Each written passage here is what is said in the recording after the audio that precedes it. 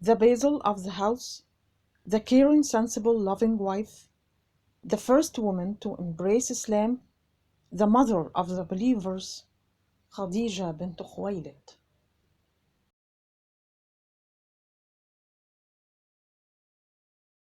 After Khadijah's death, the Prophet felt emptiness and loneliness.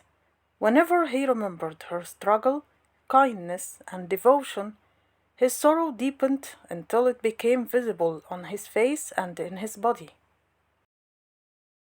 As for the polytheists, they rejoiced at her death, saying to one another, "Now neither Abu Talib nor Khadijah remains before you."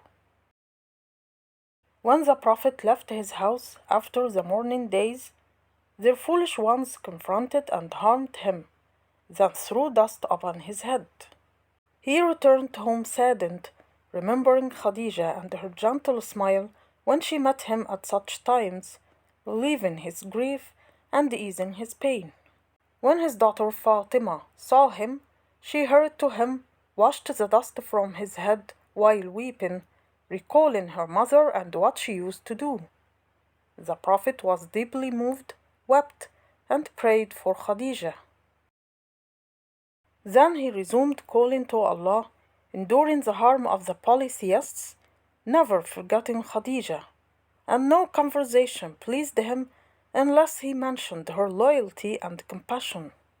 The Muslims noticed the marks of sorrow upon him, so they thought of comforting him and considered encouraging him to marry again. Perhaps another woman could ease his pain, or at least some of the sorrow he felt for Khadijah. So they sent a woman to speak to him about the matter. She said, "O Messenger of Allah, your grief for Khadijah has grown so intense that its effects are visible on your face and body. Is there anyone who might ease this longing in your heart?" The Messenger of Allah, his eyes filled with tears, replied, "Who could remove my sorrow for Khadijah? She supported the Messenger of Allah, lived for Allah, and died in the path of Allah. She was the lady of the house and the mother of the children." The woman smiled and said, "Perhaps among women there is one who pleases Allah and pleases the Messenger of Allah." She continued speaking gently with him until he agreed to marry, and he sent her as a matchmaker to some believing women. Then he later married. Yet none of his wives could make him forget Khadijah, nor remove from his heart the love and memory of her. He loved his daughter Ruqayya deeply, for she greatly resembled her mother Khadijah.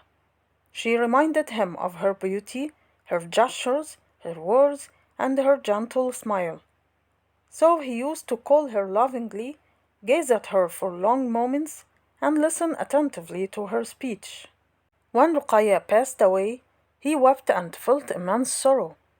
As he buried her, he felt as though he were burying both his daughter and his loyal wife, Khadijah. He would not leave the house without mentioning Khadijah, praising her, and praying for her, so that one of his wives began to feel some jealousy over this continued devotion to Khadijah. One day, when he mentioned Khadijah again, she said smilingly, "Was she not only an old woman, than whom Allah has given you a better replacement?" Anger appeared on his blessed face, and he exclaimed, "No, by Allah! Allah has not given me any one better than her.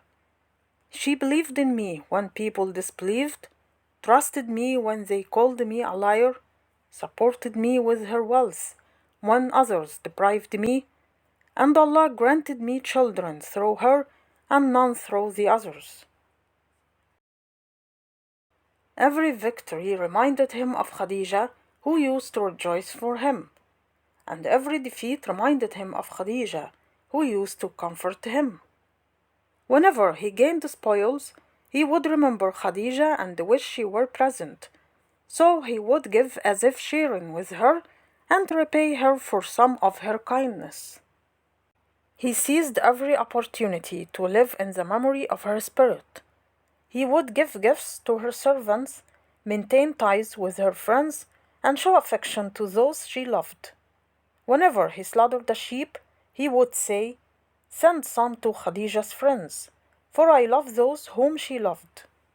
The Messenger of Allah remained loyal to her, just as she had been loyal to Allah and His Messenger. He lived remembering her, never forgetting her, until he joined the highest companion.